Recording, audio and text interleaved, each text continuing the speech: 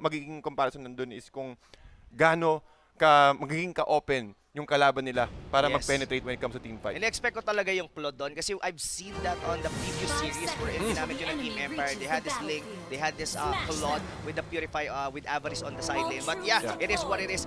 TDC, dahil ito na nga mga kaibigan, laglagan portion na tayo dito on the 5th series. Who's gonna be staying here on the main qualifiers in between Ulvl and LPE? Nako mga kaibigan, here comes the laning stage. Docman, Dian sa may middle lane is up against Arvs on the middle lane as well. Ryotas and Escanor on the top. Bimo, Cram, and also the Alice will be onto the bottom lane. So tingin ko dito, as long as makontrol nila yung mga orbs and also the lanes, prevent Alice or will prevent Jake the Dog na makakuha agad siya ng mga blood orbs para hindi agad siya mag-power spike ng agad-agad. I think that's the best way for them to approach this fight here. Oo, ang ganda rin ng simula na ganun no? Na you're really securing na makuha ni Jake the Dog yung kanyang mga orbs kasi there's always a possibility na ma-zone out siya, especially during level 1. Pero yeah, this is gonna be a good start for LPE as Docman and as well as Dian are low on HP at mapo-force out sila na mag-TP dito mga kaibigan, or at least dito kay Docman. So far dito mga kaibigan, LPE are the one who's actually dictating the tempo of the game as Bimo is really just going in and out dito sa may bandang river side ngayon dito ng Ulvl as he actually spot out dito si Cram, pero he's not gonna be popping his Purify dahil alam niya wala pa namang follow-up dito coming from the LPE squad, pero level 4 na si Aspect dito, TDC. Ang bilis ng pagkaka-level 4 niya dito. He's able to clear out the jungle creeps as early as possible, the jungle minion whips.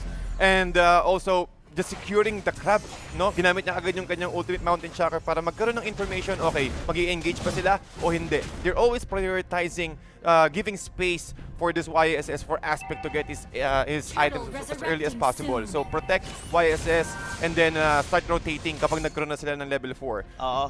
Kailangan nga talagang mangyari yon, and this is all because Bimo being the one who's actually checking and providing information and vision as well para dito sa side ng LPE. Pero dito si Docman is gonna go for the perfect match dito para kay Bimo, pero the Jet Kundo will hit on to the Atlas, pero wala pang mahuhuli dito mga kaibigan as the Feather Airstrike dito kinasan na ni Dian as Bimo at hindi tumama yung Falling Star Moon doon ni Crab, pero dito yung Turtle sino ang makakakuha, and that's gonna be it. Pumasok na ngayon sa may bandang likod as on the awkward position ngayon mga kaibigan dito Ulvl, isa-isa sila ditong mabubura as the Mountain Chakra was there. 2-man down for the Ulvl squad and they are forced to TP out lahat. Oh no, this is gonna be a dangerous position ngayon TBC para sa Ulvl. Mamen, si Dian medyo sumalubsob siya. Hinabol niya ng hinabol dito si Bimo at yun yung tingin ko naging cause kung bakit na-pick off sila doon sa first scrimmage na nakikita natin. Si Dian, well, I understand na cooldown pa yung mga skills niya rather, but with the damage from all of his 1-2 shots, I think it is enough for them to at least protect the life of this lane and also prevent any kind of casualties side ng LB. Yes, agree ako sa'yo dun eh. Na-bait out kasi dito ni Bimo yung Falling Star Moon ni Crab were in. Kung napatay siguro nila si Bimo, that's a good thing, definitely. Kaso hindi nangyari yun. Nagmintis doon yung Falling Star Moon, and given nakatakas pa doon si Bimo, and let alone napunta sila sa position na naipit na sila doon sa papunta sa may outer turret, sa may top lane, at na-secure pa ng LPE yung turtle ng laro. This is somehow a good lead for the side of LPE, pero dito looking at the Ram is actually going for the invade dito mga kaibigan, pero look at the damage from the duality. Bali wala ang tangke dito ni Docman as the perfect match. Ngayon hindi niya magamit yung kanyang fatal legs dahil binutas at pinatay na lang siya doon ni Jake the Dog, pero going back into the bottom lane, pero dito sa gitna 3 members here for the side of LPE are gonna be using the diversion para dito kay Crab is actually going on. 4 members na ngayon ang natitira or pumapasok dito sa loob ng torre. Ngayon dito ni Crab, Falling Star Moon patakas, pero hindi enough yun para makauwi dahil siya ngayon ang mamamatay dito. TDZ, LPE, mukhang pinapahirapan nila ang early game ng Ulvl. This aggression, ito na talaga yung masasabi mong gigil at galit na LPE. Indeed, I completely agree. Ang ganda ng diversion play dito ni Arbs and also Bimo. I wanna say na yung pagiging tank chow niya, talagang ginawa niya yung role niya. In-absorb niya lahat. I think that was 4 tower shots para nang magkaroon ng space yung LPE dito para sumulubsob dun sa loob ng Tier 1 turret. And with that, they're able to control the farm of Gram. And looking about this, turtle has been taken by LPE. Yun na nga, nakuha ng LPE yung pagong, pero hindi pa sila dito tapos as they're gonna pushing forward dito sa may bandang gitna. Nako, TDZ, hirap na sila dito. Well, they have this Dian here, pero look at the flicker na magagaling doon at may sipa pa. Pero buti na lang, nagkamali ng konti doon si Bimo, but the turret here onto the mid lane. A good positioning here for the fair airstrike from Dian, pero hindi pa rin nila na-save doon yung Torre. Ang pinakamasakit pa doon, may kuha pang pagong doon ang LPE at makakasama pa dito si Yato. At dito yung kanyang Tempest of Blade, ginamit man takas pero hindi enough iyon as he doesn't have any energy para mag-flinch boys paalis. Wow, Arbs talaga with this positioning using the diversion. Isa nahuli sa baba at isa rin yung nakuha niya sa taas. Isa, wala pa agandang lockdown prioritization ng well also usage of skills para dito sa LPE. Arbs alam niya na okay, lahat ng tao ng LPE nasa baba.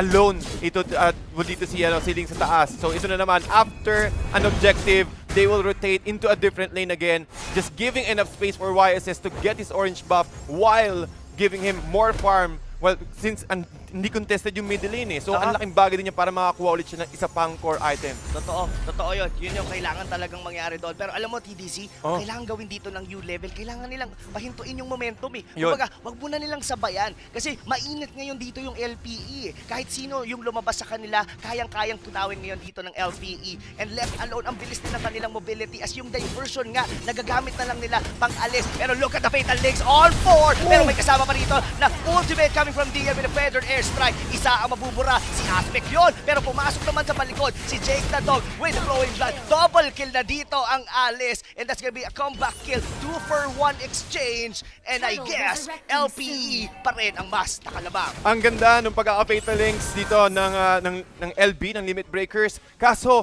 hindi enough yung damage. Natank lahat ng damage dito ni Bimo. And also, Jake the Dog cutting the lanes, approaching the backlines first. At medyo hindi na makakatapat dun si Docman kasi low na rin yung HP niya. Almost quarter HP lang na naiwan and he cannot afford to die. So LPE now pushing forward here, trying to at least prevent any gap or any advancement sa LB. Oo, pero speaking of prevent, pero hindi na yata mangyayari yun, TDC, as the Fatal Links on 2, pero walang follow-up doon kay Docman. Medyo pilit doon yung kanyang ulti dahil siya ngayon ang mawawala dito for the side of Ulvl. And Cramp here using the Falling Star Moon patakas kasi hindi niya na kailangan kailangan niyang umatras dahil ito na, yung ginagawa talaga dito ng LPE. That's one of the reason kung bakit sila nagiging successful dito against Ulvl. They're still not definitely out. Look, kung titignan mo rito yung mapa natin, DDZ, hindi pa naman nababasag yung outer turret doon sa may bottom lane. Pero it's just a nick of time. Pwede nang gawin yun ng LPE as they are on the commanding lead. This is almost 7,000 lead ngayon para sa LPE. And potentially, pwede na rin nilang masecure ang first lord kung hindi magbabago rito ang strategy dito ng Ulvl. As look at that, Escanor, medyo naging malalim doon yung Khalid. He's gonna be taken down by LPE at may Torre pang kapalit. Nako, yung mga trade na nagaganap dito for Ulvl ay hindi talaga favorable, TDC. Indeed, I agree. Talagang hindi favorable kasi look at that with the Mountain Shocker, meron silang information kung paano nila i-approach yung fight.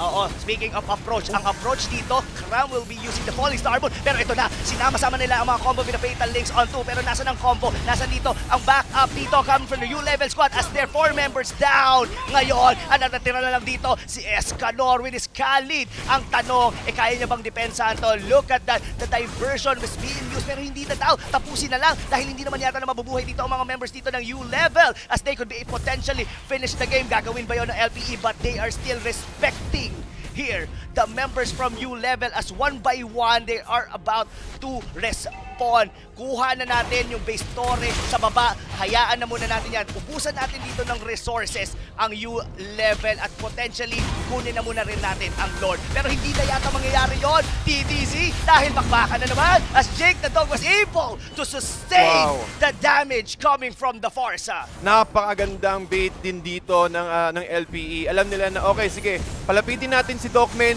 pagamitin natin siya ng Fatal Links, but with that, Arms again getting the kill para kay Tol, para kay Esmeralda, kay Cram. Pero going back, as I was saying, ang nangyayari talaga dito is yung binibait nila si Jake the Dog. Alam niya na kayang i-sustain lahat ng damage na kayang ibato ng LP para lang mawalan ka agad ng Fatal Links dito si Docman. Oo, hindi natin masyadong mini-mention dito. It's actually Arbs is doing a lot of damage here with the duality passive dito. Yung kanyang rotation, ramdam na ramdam dito ng U level. Look at the score dito, mga kaibigan. This is a 10,000 lead with almost 14 difference in terms of the kill. 2 out of 16. Ganito ngayon ka-confident ang LPE kunin ang unang Lord. Nako, ang tingin ko kung sakali ma-steal to ni Ling, okay na okay. Kaya niyang kaya pa ring ihabol. Given the fact na magbabuff yung mga minions, that is enough for them to push out the wave and magkaroon ng isang routing rotation. Oo, pero ang sagot dito ng LPE, bakit natin bibigyan dito ng chance ang U level na ma-steal dito ni Yato ang ating Lord? Kung pwede naman natin silang palagan na ginagawa natin ngayon. Look at that. Bimo finding the right target dito para sumipa, pero that's gonna be an awkward position para sumipa with the way of the dragon. Pero out na muna sila. Jake the Dog just walking into the base ngayon dito ng U level. Wala na siyang pake dito, TDZ, dahil bali wala na yung mga damage dito ng U level is going in at naka-out pa siya doon using the flowing blood. Alice! Paano mo to mapapaalis, TDZ? Nako, mukhang malabong mapaalis mo yan kasi sobrang kunat at kakakuha niya lang ng Holy Crystal. So mas gusto niya talagang sumalubsob dun sa loob at i-absorb lahat ng shield, i-absorb lahat ng HP ng LB and also giving a lot of space for Aspect to dish out damage. Pero ngayon, Rob, talagang natingin ko objective lang ang focus dito ng LPE. Oo, pero masyadong naging malalim doon si Alice. Speaking of Alice, ayan, napaalis na nila yung masyadong naging overconfident dito si Jake the Dog going directly to the base ngayon dito ng U level. And this is the mistake that you wouldn't want to do. Especially that this lineup coming from U level, there's always a possibility na pwede silang kumambak. Lin pa rin yan, meron pa rin Atlas yan, pwede pa rin kayong mahuli at ma-wombo combo dito ng U level at kailangang respetuhin yan ng LPE. Sila ang lamang ngayon, pero pwede yang bumaliktad dahil ang Lord kailangan nilang ma-secure na muna rito as they actually took it from the time. So ang nangyari doon is zone out lang yon ni Jake the Dog were in habang kinukuha nila yung Lord. Tol, ang ganda ng pagkaka-defend dito ng LB. Ang ganda rin ng respect dito ng LP against LB. They knew na mataas pa rin ang comeback potential, sabi mo nga kanina, Rob. And also si Ling, napakalaking chances pa rin yan. Kapag nakakuha ng isa pang core item yan, with the ultimate, with the combo potential na kayang ibigay ng limit breakers ng U level, there's still a very high chance na magkaroon ng comeback. Again, getting the gold, the gold bounty na pwedeng ibigay ng LPE kapag nanalo sila ng teamfight na parang ganito. Parang ganito talaga. Look at that. Another Fatal Links na manggagaling dito kay Docman. But Ryota will be down. Pero look at that EDC. They're just under the base turret here. Under the mid lane. Pero that's gonna be the death of Dian. Pero Aspect naman na magiging kapalit as Yato was able to secure a kill dito sa ating YSS. And now, suddenly, U level is getting the groove dito sa ating game as 13 minutes in, they had a shutdown. Sabi nga natin, this is still a Ling already securing his item. May DHS na siya, may endless battle pa. Pero ito kasi yan, TDZ. Ang YSS kasi somehow medyo nagpo-fall off yan talaga going into the late game against a Ling. Pero look at this, the Tempest of Blade was forcefully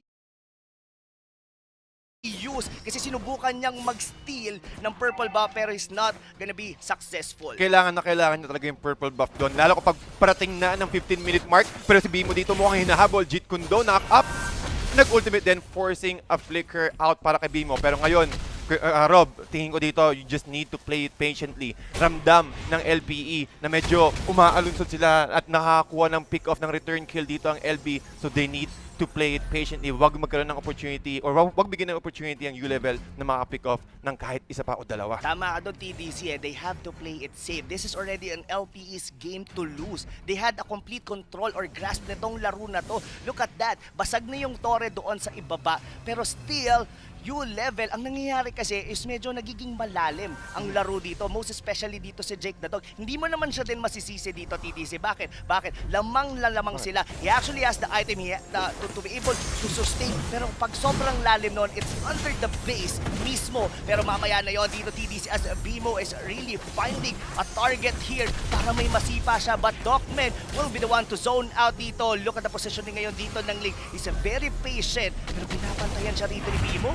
No, si Docman mukhang may iwan pa yata dito. Cram trying to catch out BMO, but Docman, he needs some help here. Rotation, napakaganda, perfect match to reduce the damage output para kay Arb and Cram. Almost 50% HP shield. So yun ang pwede nilang gawin dito.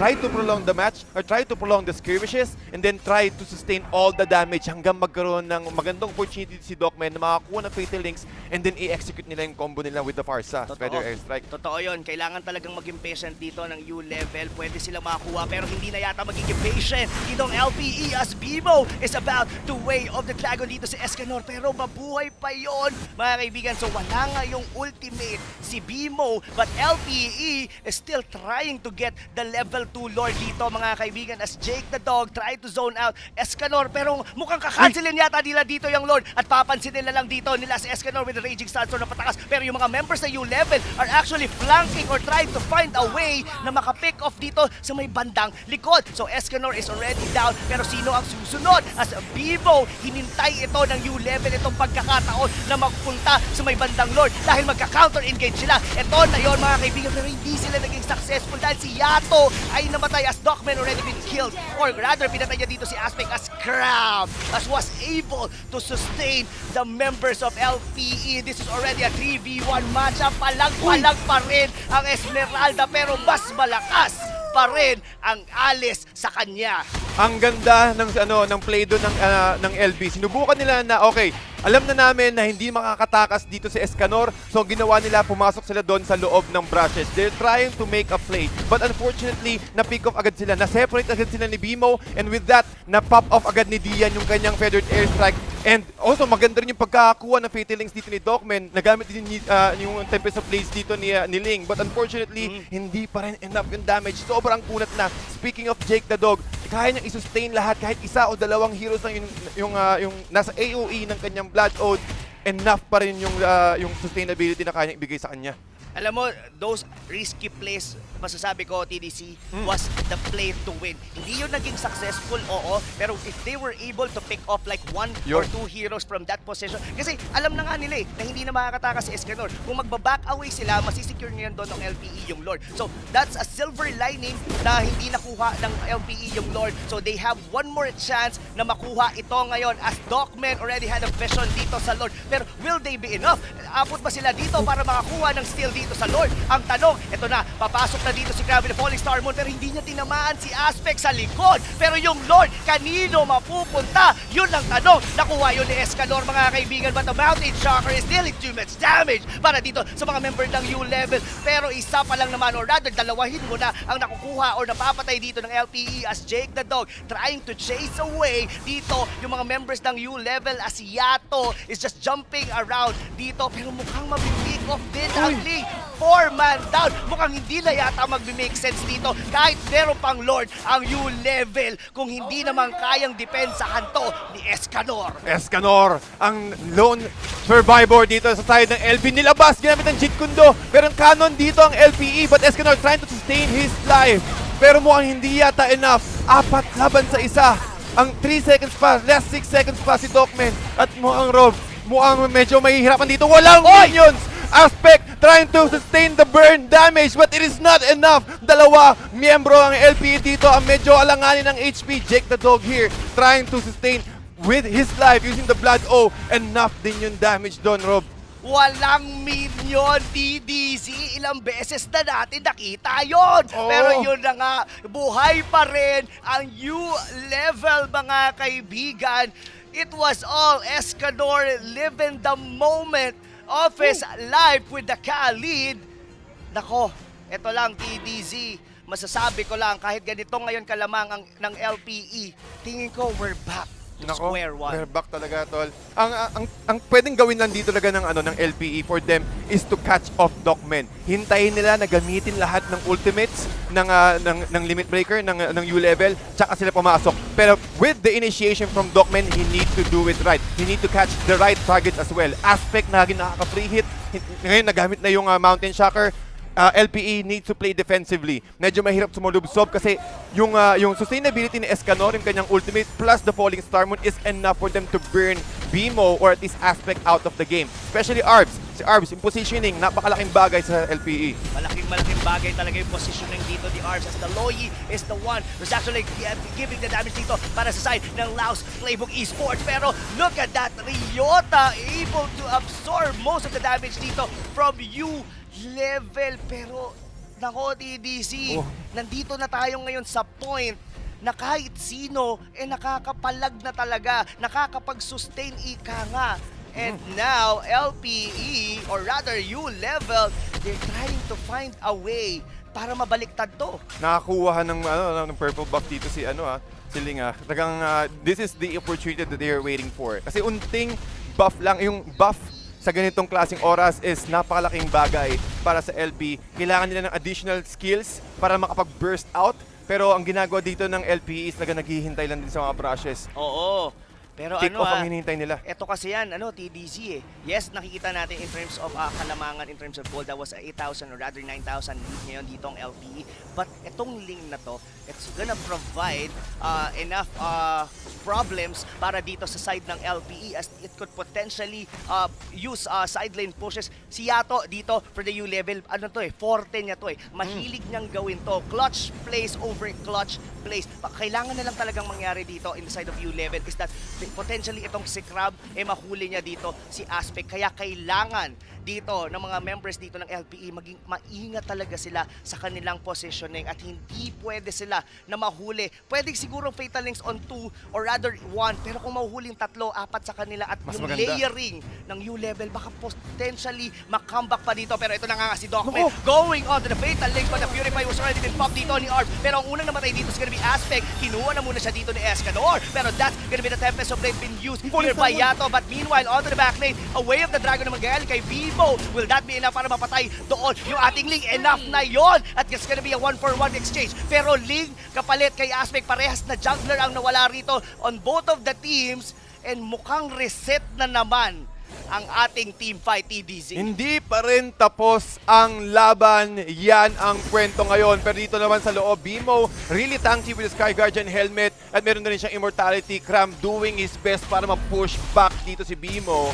So the best thing that he can do is to at least isolate one out and pick one more. Kasi medyo tabla na ang death timers. Rather, 23, medyo lamang dito si Aspect when it comes to death timers. Pero hindi pa rin yun malaking factor sa ganitong oras. 22 minutes mga kaibigan, 8 to 31. At meron siyang Fatal Links into no! That combination of skills dito, pero hindi yata naging enough yon dahil buhay pa rin si Jake Tadok. Sinubukan nila yung Fatal Links with combination of the better airstrike doon ni Dian, pero ang ginawa ni Bimo, nagpaka-fighter na lang as he's actually getting the base turret dito. So may top lane, ngayon wala ng base torre dito ang U-level as they are about to take.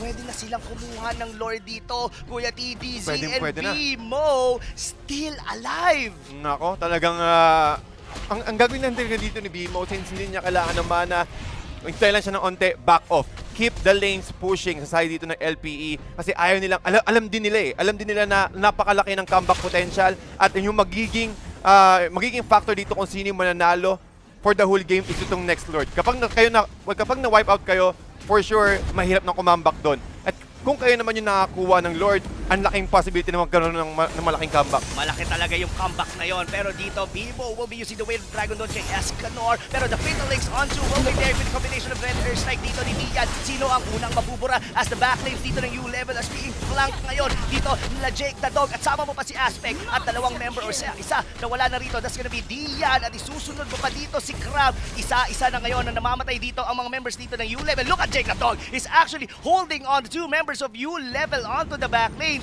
Yato dito, delikado, TDZ, tanong makakatakas ba siya dito? Nako, tingnan natin kung makakatakas ba dito. Enough yung kanyang mana but he needs to run away. Tinamaan siya ng concussive and I think that is a very big deal para sa U-level, 50 seconds na walang ling and all the lanes are pushing sa side ng LPE. Tingin ko, Kuya Rob, kailangan talaga isang malaking defense ang kailangan gawin dito ng U-level. Since yung LPE, inuunahan na nila yung Lord ngayon. Almost medyo mabagal, pero tingin ko rin hindi rin makaka-contest dito yung U-level at the moment. Tingin mo kaya imposible bang umabot dito ang ating malabo nang umabot dito yung lane. But look at Jake, the dog is too tanky. Walang makaka-burst down na sa kanya dito for the side of U-level. Pero hindi pa pala tapos ang Lord, Kuya DDG, as Dogman already had a vision dito. 13 seconds in, pabago mabuhay dito ang Ling. Pero si Escanor is actually marching in. Pero Aspect dumating na rin dito for the side of LPE. Pero look at Dogman is actually trying to zone out the members of LPE. Ang sabi dito ng LPE, edi wag na natin kunin yung Lord. Ikaw na lang yung papatayin namin as Dogman's immortality was already been pop up. At ako po, si Escanor, na late na yata siya dito, Kuya DDC, at siya na yata ang susunod. At mamamatay pa dito ang Khalid is 2-man down. Pero hindi pa, lumuhod pa siya dito. Pero hindi enough yun dahil ang dalawang miyembro dito ng U-level ay wala na ngayon at hindi na daw kailangan ng LPE TDZ ang Lord dahil kaya na daw nilang tapusin to. At ito na kasi yung problema dito Alam nila na wala si Dogman, walang magsa-set up sa kanila. Sinigurado lang din ng LPE na lahat ng lanes is nagpo-push. So delegated kaagad na 3 miyembro ng LB ang hindi hindi kailangan pumunta dun sa may Lord take. Pero ang napakagandang chance din dito ng LPE. 3 miyembro ang tumumba dito sa side ng LB. Make that 4 more seconds para kay Dogman. Enough pa to. Dian trying to run away, but with the Blood Oath, Winter Truncheon. Pero look at the main inhibitor. Mukhang hindi ata enough yun. LPE will secure Game 1 sa ating losers bracket against U-level. Oh no, U-level is 1 game away, or rather, 1 game away.